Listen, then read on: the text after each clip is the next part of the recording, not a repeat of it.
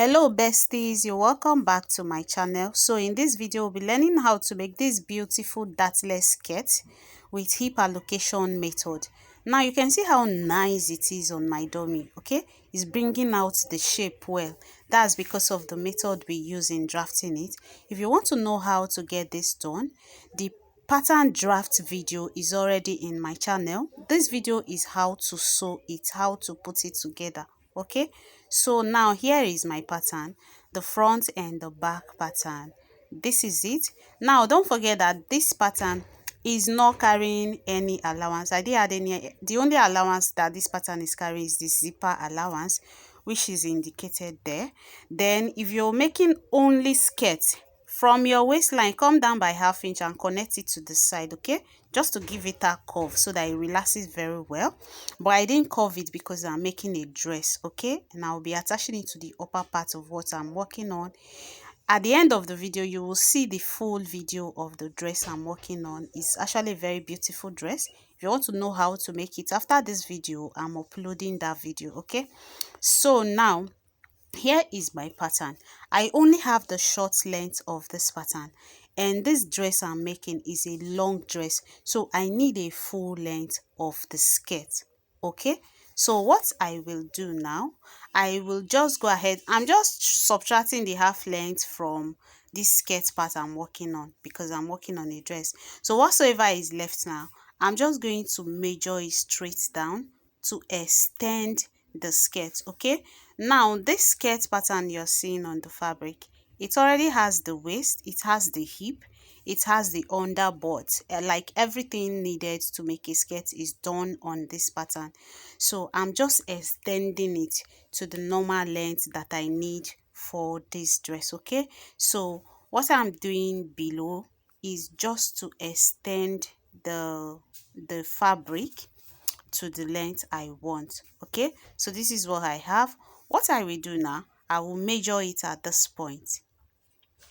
I will measure it at this point. Whatsoever measurement I have, I'm just shifting it so that we'll see what I am doing on the lower part. So now I will go ahead to measure it. Whatsoever I have here, like where the paper is ending, you know, the end of the paper. Okay, so whatsoever I have there now, I will measure it. That's what I will use to extend it to the lower part. So you can see me rolling a straight line because that's where the full length of the gown is ending, and I added extra 2 inches to it because I want the main fabric to be longer than the lining, so that when I join them together the lining comes in a bit. I don't want the fabric will come in a bit. I don't want the lining showing. So you can see me trying to rule a straight line to connect it appropriately before doing anything. So I will just measure it, the edge of the paper. Whatsoever measurement I have there, I will go ahead and extend the measurement to this other line down there. Okay, so the same measurement I'm extending. So whatsoever I get, I'll put it here, I'll mark it, then I'll connect a straight line to where the paper stops. So that's just that. Like I said, the fabric is going to be longer than the lining. Don't worry, during the process of sewing it you will see what I'm trying to do.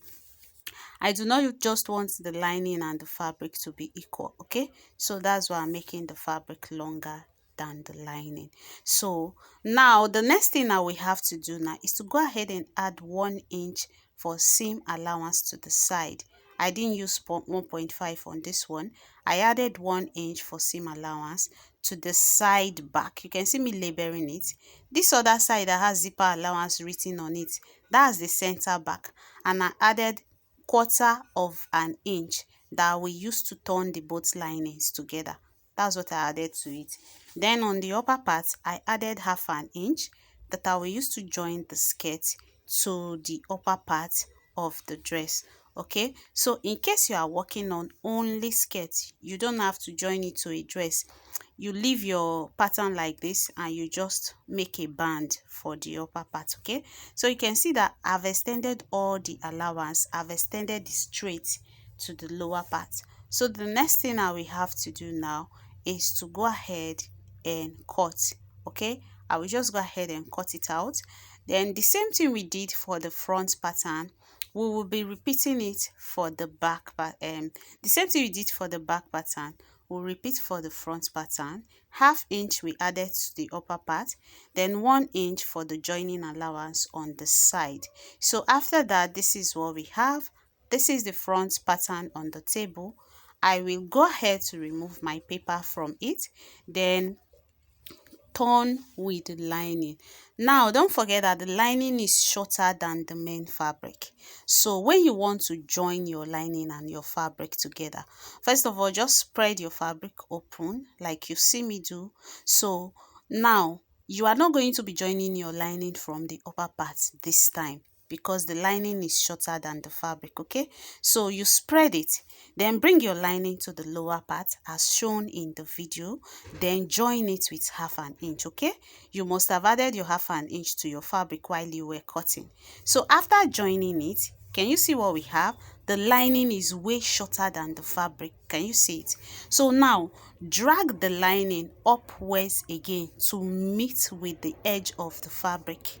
Okay, so drag it to meet with it, then go ahead to sew the sides, sew the both sides straight down. So when you sew the both sides, this is what is going to look like. Okay, the fabric is going to come out pronounced, very pronounced. So now I've gone ahead to do that. I've sewn the both side of the fabric and the lining together, and this is what the wrong part of it look like. You can see what we are trying to do, right? It's already coming out together. So I'll turn it to the right side, and after turning it to the right side, you can go ahead and give it a very nice press. So you can see what we have, right? This is what it looks like. Okay, so after this, now we'll be going ahead to do the same thing we did for this front pattern. Now we'll be doing it for the back pattern. Okay, so you know the back pattern, they are cut into two pieces, so we'll be doing the same thing. First of all, we'll be joining the lining.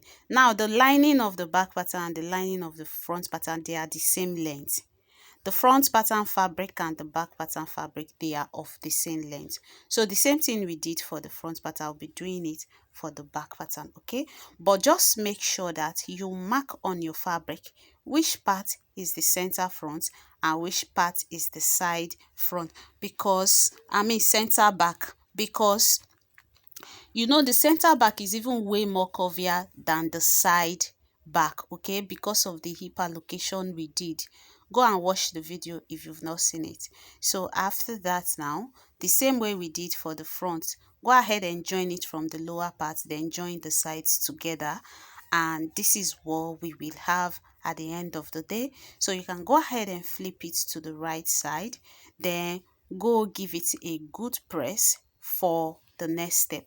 Now, like I said before, make sure you mark or you notch for the back pattern, because the center front, the center back is way curvier than the side. Okay, so make sure you mark it or use your chalk, like I use chalk to indicate it in this video. Okay, you can see what I'm doing now. I'm marking it with the chalk. Make sure of that so you don't make mistake. So here is the front pattern. Remember I told you we are making a dress. Okay, so I will just loosen the sides a bit.